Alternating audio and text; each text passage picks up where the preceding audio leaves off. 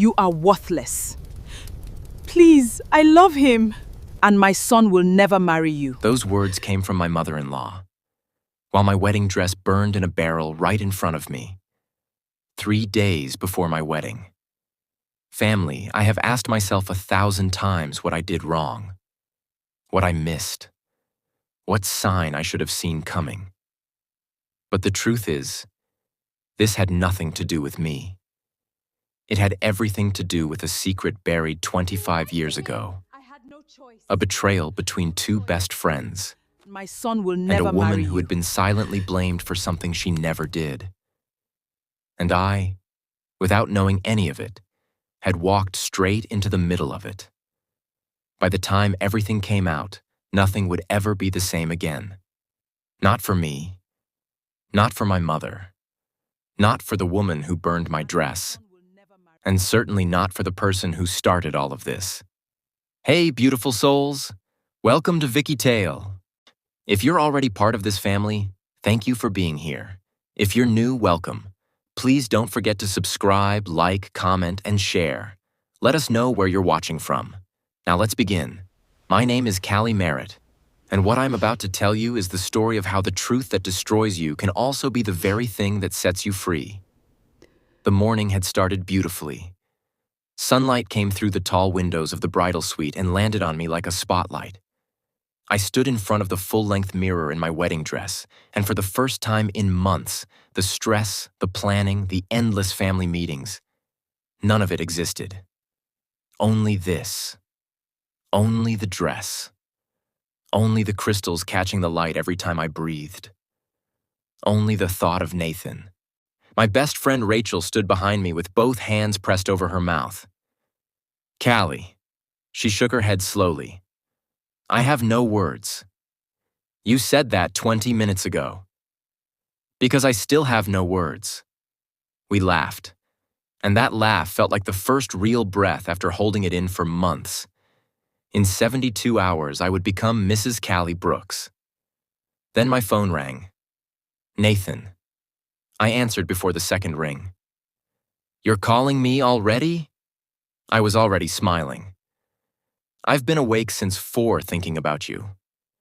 Nathan, it's been 6 hours. 6 hours too long. I rolled my eyes, but I was still smiling. That man had a particular talent for doing that, pulling a smile out of me even when I was actively trying to keep a straight face. We talked about the wedding, the flowers, the seating arrangement his aunt kept trying to rearrange, the cake flavor his younger brother had already voted against twice. Everything sounded perfect. Almost. Because there was one thing in my life that had never quite felt settled. Nathan's mother, Diane Brooks. Let me be honest about Diane Brooks. She was never cruel, never loud, never the kind of woman who made a scene at dinner or said something cutting in front of a crowd. But there was something in the way she looked at me. Something measured. Something that felt like I was always being held up to a standard nobody had bothered to explain to me. I tried everything. I showed up to every family gathering with a smile and a thoughtful gift. I asked Diane about her opinions on the wedding. I was careful, respectful, patient with every word I spoke around her. Nothing moved the needle. Nathan always told me the same thing. She'll come around. Just give her time. I wanted to believe him. I just didn't know yet that time had nothing to do with it. That afternoon, I drove to the Brooks family estate for the final wedding meeting. Luxury cars lined the long driveway. Family members moved in and out of the mansion. Wedding decorations covered every surface. The whole place hummed with the kind of energy that only exists in the days before something big. As I stepped out of my car, I looked up. Diane was standing on the balcony. Our eyes met. She looked away first, and something small and cold settled in my chest. Inside the mansion, everything appeared normal. Guests moved through the rooms. Planners rushed with clipboards. Photographers captured moments nobody had staged. Then a sound cut through everything. What are you doing? Nathan's voice. Sharp. Panicked. Coming from somewhere above us. The room froze. Footsteps came pounding down the staircase, and then Nathan appeared, and the look on his face drained the warmth from the entire room. Callie. His eyes found me immediately. Come outside, right now. I followed without asking why. Everyone else followed behind us. The moment I stepped into the courtyard, I stopped walking. A large metal barrel stood in the center of the compound. Flames roared from inside it. At first, I didn't understand what I was looking at. My eyes saw the fire. My brain registered the heat. But something in me refused to connect the pieces. Then I saw the fabric. White fabric. Draped over the edge of the barrel, the ends already curling black and separating into ash as the fire worked steadily upward. I still didn't move, because my mind kept saying, "No, and that is not what you think it is." Then I saw a crystal. One single crystal still catching the afternoon light for one last half-second, sparkling the way it had sparkled in the bridal suite that morning when I turned in front of the mirror and Diane said she had no words. And then the flame took it. No. The word came out of me before I could stop it. Barely a whisper, barely a sound. Then I ran. I don't remember deciding to run. My legs just moved. My arms reached forward, as if I could somehow pull back what was already gone. A figure stepped directly in front of me. Diane. She stood between me and the barrel with her hands at her sides and her chin slightly raised and her face completely, terrifyingly still. Not panicked, not apologetic, not even uncomfortable. Like the face of a woman who had made a decision and was prepared to stand behind it no matter what happened next. Move! My voice came out shaking so badly I barely recognized it. She didn't move. Move! I tried to step around her. She shifted with me, blocking, steady, unmovable. Behind her the fire kept going, patient and indifferent, the way fire always is. It didn't care what that dress had cost me. It didn't care how many months I had saved. It didn't care that I had driven 40 minutes across town 3 separate times just to stand in front of it and make sure it was the right one before I finally said yes. Nathan reached us. He grabbed his mother by the arm and pulled her aside. But by then, there was nothing left to save. The crystals were gone. The fabric was gone. 4 months of saving and 11 fittings and 1 perfect morning in front of a mirror. Reduced to a curl of black ash settling quietly at the bottom of a metal barrel.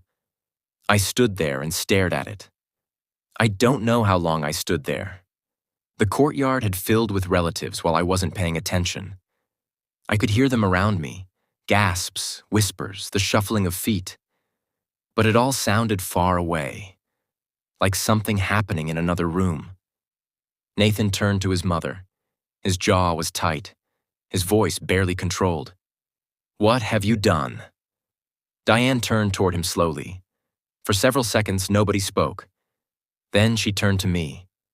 Her eyes were sharp, old, carrying something heavy that had nothing to do with today.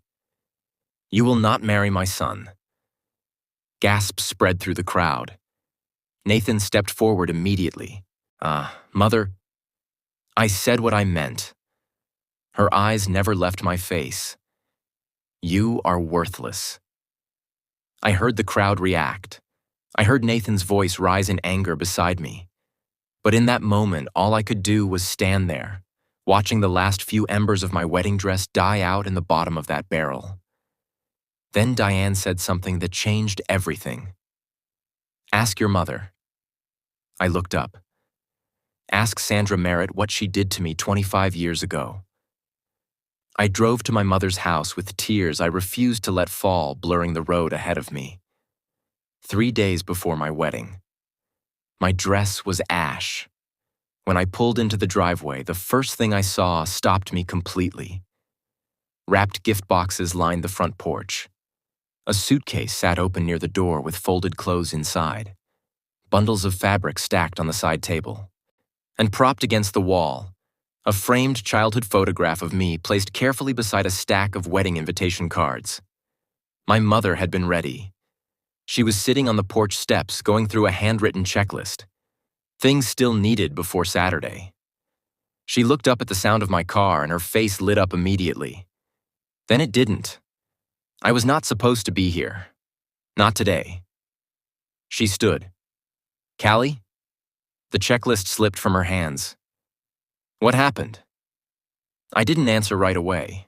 I walked up the porch steps, sat down beside her, and looked at her the way you look at someone when you're about to ask a question you're not sure you want answered.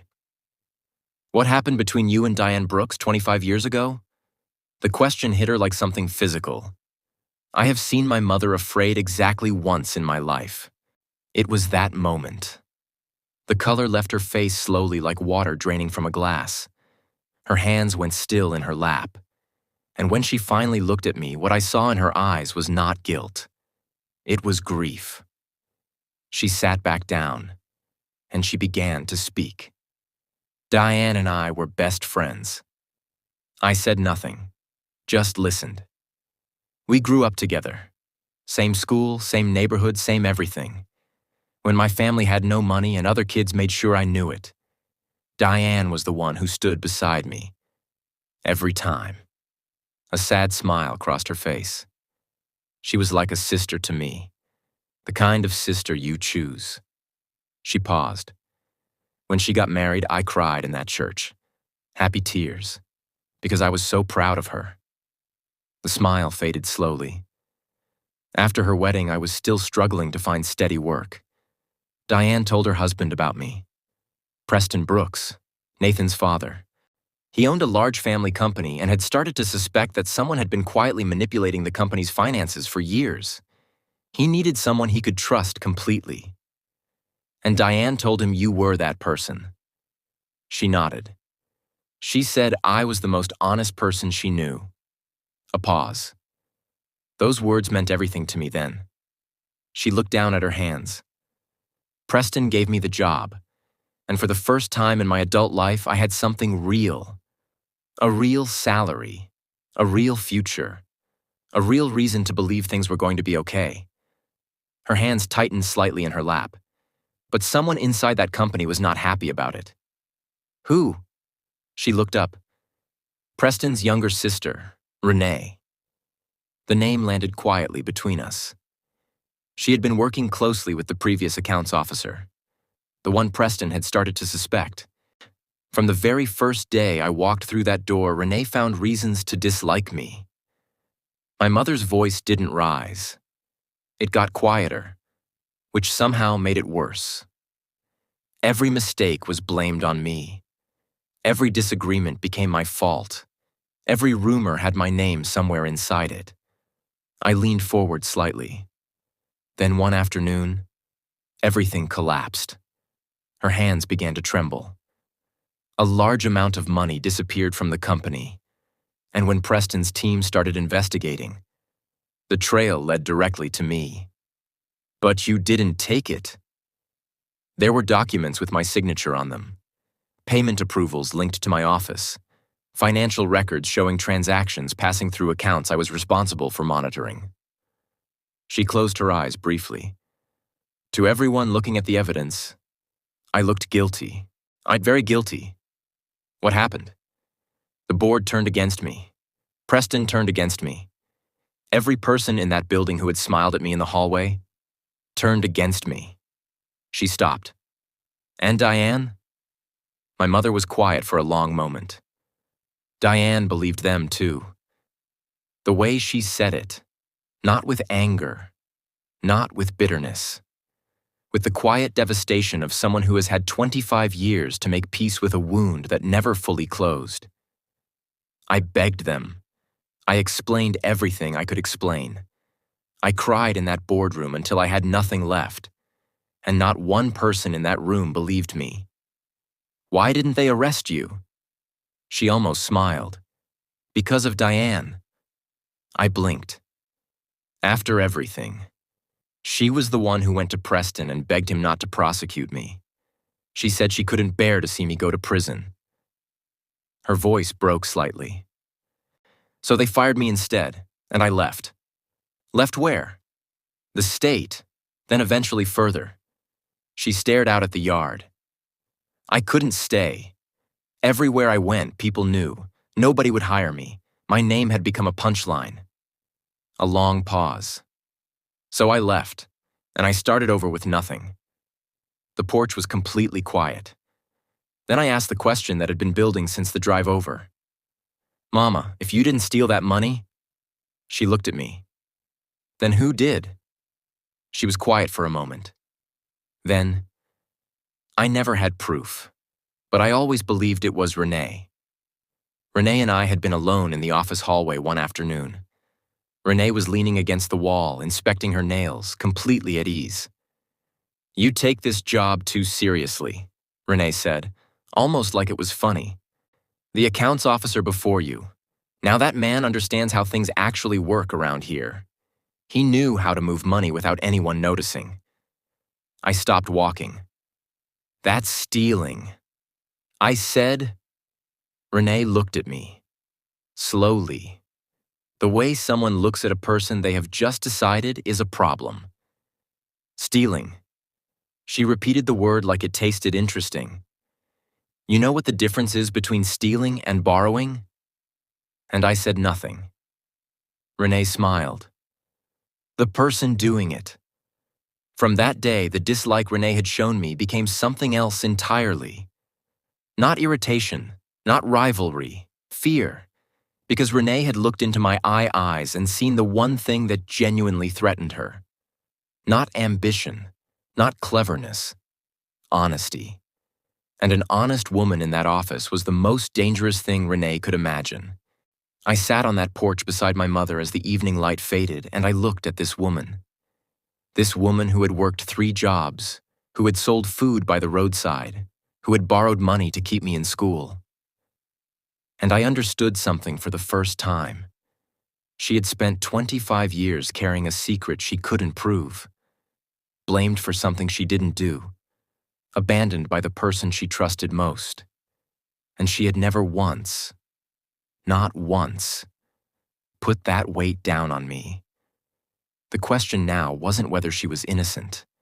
The question was whether we could prove it. That night, I barely slept. I lay in the dark staring at the ceiling, turning everything over in my mind. My mother's face when I asked the question, the fear in her eyes. 25 years of silence sitting inside a woman I thought I knew completely. And somewhere across town, Diane Brooks was sleeping in her big house, carrying her own version of the same story. 2 women, 1 wound, and a truth buried somewhere between them. My phone lit up. Nathan. I stared at the screen for a moment before answering. Emma. He caught himself. Callie, thank God. The relief in his voice was so raw it almost broke me. I'm okay. A pause. I bought another dress. I sat up slowly. What? Tonight, a new one. His voice was quiet but certain. I don't care what happened today. The wedding is still happening. I need you to come and try it on. I want to tell you something about that moment.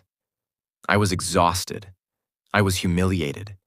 My chest felt like something heavy had been sitting on it for hours and wasn't planning to move. But that man, with 1 sentence, reminded me exactly why I was fighting for us. When I arrived at the Brooks estate, the celebration from earlier was completely gone. The house felt heavy, tense, like a room after an argument where nobody had apologized yet. Nathan stood up the moment I walked through the door. He crossed the room and held me without saying a single word. We stayed like that for a long moment. Then a voice came from across the room. You shouldn't have brought her here. Diane. She was sitting in the far corner, straight-backed, composed. The anger from the courtyard hadn't softened at all. If anything, it had settled deeper, the kind of anger that has made itself comfortable over many years. Nathan turned. Mother, please. No. She stood slowly. Her eyes found mine across the room. You come from a family of thieves. My son will not marry the daughter of the woman who almost destroyed everything we built. Nathan stepped forward immediately. "Mother." But something shifted inside me in that moment. I didn't cry. I didn't look away. Instead, I took one step forward and asked the question that had been sitting on my chest since I left my mother's porch. "If you knew who my mother was..." My voice trembled, but I kept going. "If you hated her that much, why did you let us reach this point?" The room went still. "Our wedding is in 2 days. You attended the engagement. You sat through every family meeting. You spoke to me. You smiled at me. You blessed our plans." I felt the tears rising, but I refused to let them win. "So why now?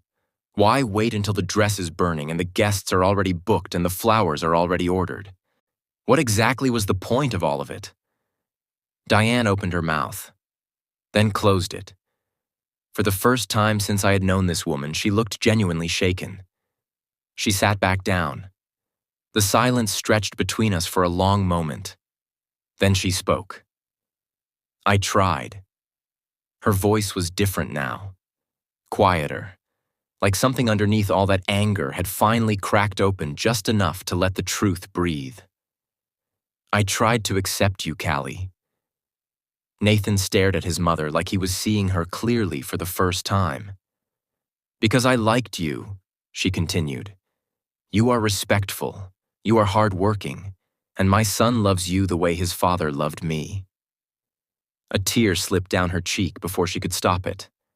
"I told myself every single day that you were not your mother, that the sins of a parent should not become the burden of their child." "Then why?" I whispered. "Because every time I looked at you, I saw her face." The room was completely silent. Every night the memories came back. The missing money, the shame, the humiliation, watching my husband carry the weight of a company that was bleeding from the inside. Her voice broke on the next words. "Preston suffered a stroke because of the stress that followed. That stroke changed him. He was never the same man again." Nathan lowered his head. I had never heard this before. "My husband died trying to save what was left of that business."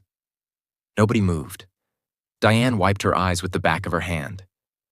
"So yes, I tried. Every single day I tried. Because you make my son happy. But every day I also remembered what Sandra Merritt did to us. And eventually..." She stopped, pressed her lips together hard. "Eventually I couldn't carry both things at the same time anymore." The room stayed silent for a long time after that, because I understood her now. I truly did.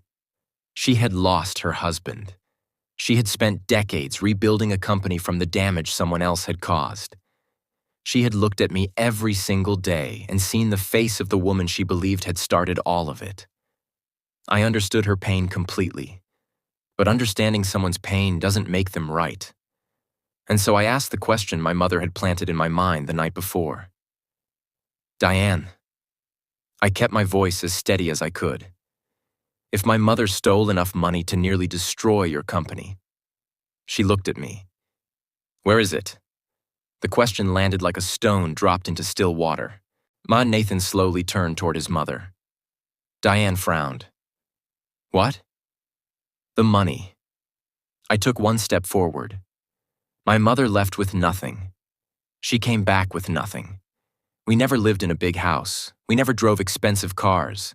She worked 3 jobs. She sold food. She borrowed money to keep me in school. My voice broke, but I kept going. "If she stole enough to almost destroy a company, Diane, where did it go? Where has it been for 25 years?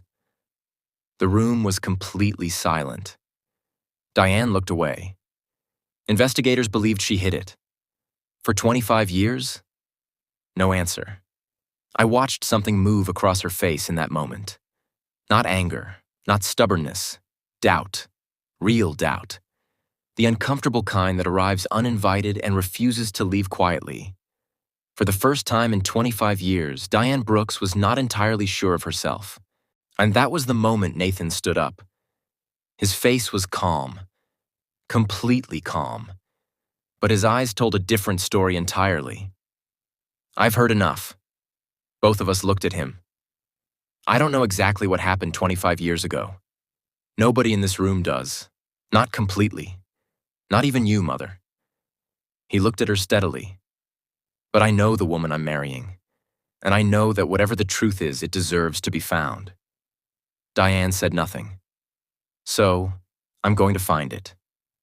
She laughed softly. Sadly. "After 25 years, Nathan?" "Yes." He took my hand firmly in his. "After 25 years." And together we walked out. That night, Nathan didn't sleep. He sat in his study with his phone pressed to his ear. One call after another, long into the early hours of the morning. Old investors, former board members, retired executives who had worked beside his father before he died. Men who remembered everything but had stayed quiet for decades because nobody had ever come asking. Most were surprised to hear from him. Some refused to talk. But some of them had been waiting for someone to ask. One day to our wedding. Before sunrise, Nathan received a call from a man named Mr. Calloway, one of his father's oldest friends, a retired board member who had sat beside Preston Brooks for over 20 years and had never forgotten a single thing he witnessed during that time. Nathan drove to meet him alone. The old man looked troubled the moment he opened the door, like someone who had been holding a heavy thing for a very long time and had finally decided the weight wasn't worth it anymore. He poured 2 cups of coffee neither of them touched. Then he said, "Your father never fully believed Sandra stole that money." Nathan went very still. "He believed the evidence," Mr. Calloway continued. "The documents were convincing. The paper trail looked airtight. But Preston, your father, always said something about the whole thing didn't sit right with him." "What do you mean?" The old man set down his cup. "He said the one thing he could never explain away was Renee." The name landed between them like a match hitting dry ground. Your father didn't trust her. He never had. But she was family, and he had no proof. So in the end, he chose the evidence over his instincts. Mr. Calloway shook his head slowly. And I believe that decision haunted him for the rest of his life. Nathan called me on his way back. He didn't say much, just, "Keep today moving. I'll explain everything soon." I trusted him. That same morning, he met 2 more former executives. Separately. Different stories, different details. But one name kept appearing in every single conversation. Renee. Renee. Renee. By midday, Nathan had called the one person he trusted completely for something like this. Detective Colin Grant. An old university friend. The kind of man who was quiet, thorough, and genuinely in love with the truth in a way that made him very difficult to mislead. Colin listened to everything without interrupting once. Then he said, "Give me a few days." What followed was quiet and fast and relentless. Bank records pulled, old company documents examined, former employees located and interviewed one by one, financial trails that had been deliberately buried for 25 years, carefully uncovered one careful layer at a time. And then, they found it. A hidden connection between Renee and the former accounts officer. Financial transactions that had no legitimate explanation. Property purchases made in the months immediately following the theft. Accounts opened under names designed to look like nothing. Structured specifically so that if anyone ever looked, they would find Sandra Merritt's fingerprints instead of Renee's. Colin spread the documents across the table and looked at Nathan. "This is enough." Nathan stared at the papers. His hands were not entirely steady. For 25 years, his mother had been blaming the wrong woman. And the real thief had been attending family dinners the entire time. And the evidence went to the authorities that same evening. Arrest warrants were approved by the following morning. There was one problem. Nobody could immediately locate Renee. She had grown careful over the years. Very careful. The kind of careful that comes from knowing exactly what you did and spending 25 years making absolutely sure nobody ever found out. Colin leaned back in his chair and almost smiled. I know exactly where she'll be tomorrow. Nathan looked at him. Your wedding. Wedding morning.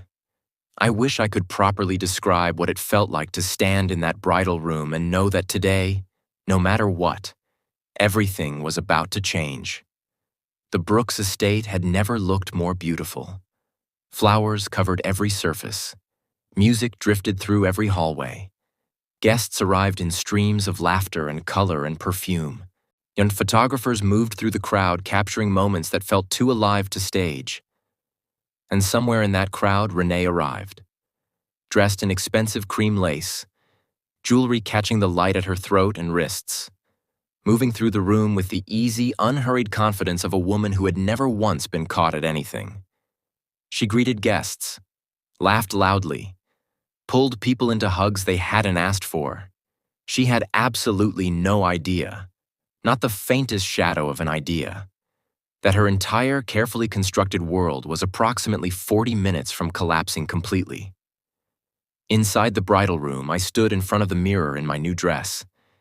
It wasn't the one I had chosen. It wasn't the one I had saved for. It wasn't the one with 11 fittings and 40-minute drives across town. But Nathan had chosen it. And somehow that made it more beautiful than the first one ever could have been. He appeared in the doorway behind me. Our eyes met in the mirror. Neither of us spoke for a moment. Then I asked quietly, "Did you find anything?" He looked at me for a long moment. Then he smiled. Not the nervous smile of a groom on his wedding morning. Something steadier than that.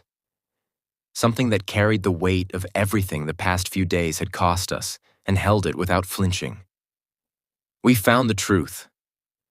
The ceremony was everything a wedding morning should be. Guests filled every seat. The minister stood ready at the front. Sunlight came through the tall windows at exactly the right angle and turned everything gold.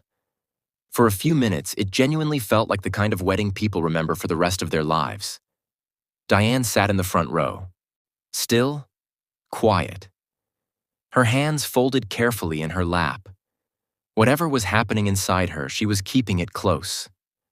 My mother sat 3 seats away from her. Neither of them looked at each other. Not yet. The minister smiled and opened his mouth. If anyone has reason to object to this union, the doors opened. Bang! The sound cracked through the entire hall like something had split. The music stopped mid-note. Every single head in that room turned at once. 2 police officers walked down the aisle with the steady, unhurried pace of people who have done this before and are not nervous about it. Behind them came Colin Grant, hands in his pockets, eyes already fixed on one specific face in the crowd. I watched Renee's smile disappear. Not fade, not falter, disappear. Like someone had reached over and switched it off at the source. And the lead officer stopped directly in front of her. "Mrs. Renee Caldwell?" She forced a laugh. The sound of it was hollow. There must be some kind of mistake. The officer opened the file in his hand. There is no mistake. He looked up at her. You are under arrest for fraud, conspiracy, forgery, and embezzlement, connected to the theft of company funds from Brooks Holdings, 25 years ago. The hall erupted. Gasps, voices overlapping, chairs scraping back. Someone near the front knocked over a flower arrangement and nobody stopped to notice. Renee's face had gone the color of paper. No. She stepped backward. Her voice climbed. No. Her eyes swept the room frantically. Then they landed on my mother. Her finger came up like an accusation she had been holding for decades. She's the thief. Her voice cracked through the hall. And everyone knows it. It was always her. My mother stood perfectly still. She didn't flinch. She didn't step back. She didn't look away. She just stood there. This woman who had worked 3 jobs and sold food by the roadside and borrowed money for my school fees and carried a secret she couldn't prove for 25 years. And she looked at Renee Caldwell with the quiet, unshakable dignity of someone who had always known the truth would eventually arrive. She didn't need to say a single word. The officers moved forward. Then Nathan's voice rose above everything in the room. Calm, clear, certain in a way that left no space for doubt. Sandra Merritt never stole that money. The hall went silent. He turned to his mother. Diane was already on her feet. The controlled, uncomposed woman I had watched burn my wedding dress 3 days ago was gone. In her place stood someone undone, tears moving down her face in a way that had nothing careful or dignified about them. Real tears. The kind that come when something you have carried for decades finally breaks open all at once, and there is nothing left to hold it together. Nathan looked around the room slowly. Then he said the words that ended 25 years of silence. The real thief has been standing beside us all along. What happened next is something I will never forget. Diane walked across that hall, past the guests, past the flowers, past the officers leading Renee toward the door. She walked until she was standing directly in front of my mother. For a long moment, neither of them spoke. I held my breath. Then Diane, proud, fierce, unbreakable Diane Brooks, lowered her head. Sandra. Her voice was barely above a whisper. I am so sorry. My mother looked at her for a long time. I watched something move across her face. Not anger, not triumph, not even relief. Just the slow, quiet release of something that had been held too tightly for too long. She opened her arms, and the 2 women who had lost 25 years to one person's greed held each other in the middle of that wedding hall, while every person in the room sat in absolute silence and watched. Nathan and I got married that afternoon. No more delays, no more fires, no more burning dresses, just the 2 of us and the truth that had finally come home. As we stood before the minister and said our vows, I looked out at the front row. My mother and Diane were sitting side by side, and their chairs pulled close together. Diane's hand resting gently over my mother's. 2 women finding their way back to each other across 25 years of damage. And I thought about how strange it is. How a burning dress and a public humiliation and an accusation that was never meant for me had somehow become the thing that set everyone free. The very fire that was supposed to destroy everything burned the lie down instead. As for Renee, she faced everything she had spent 25 years running from. The financial trail was clear. The evidence was overwhelming. And after 2.5 decades of hiding behind a dead man's reputation and a living woman's shame, she finally had nowhere left to go. Justice is not always fast, but it is almost always thorough. So here is what I want to leave you with. There are people in this world carrying accusations they never deserved, wounds placed on them by someone else's choices, shame that was never theirs to begin with. If that is you, hold on, because the truth has a way of surviving. Even 25 years of silence cannot kill it. Even the most carefully buried secret cannot stay buried forever. The truth always finds its way home. And so will your name. If this story moved you, if it reminded you of someone, if it touched something real, share it with them today. Subscribe if you have not already, and turn that bell on because our next story is coming, and trust me, you do not want to miss it. This is Vickytale. Until next time, stay strong, stay kind, and never stop believing that the truth is worth fighting for.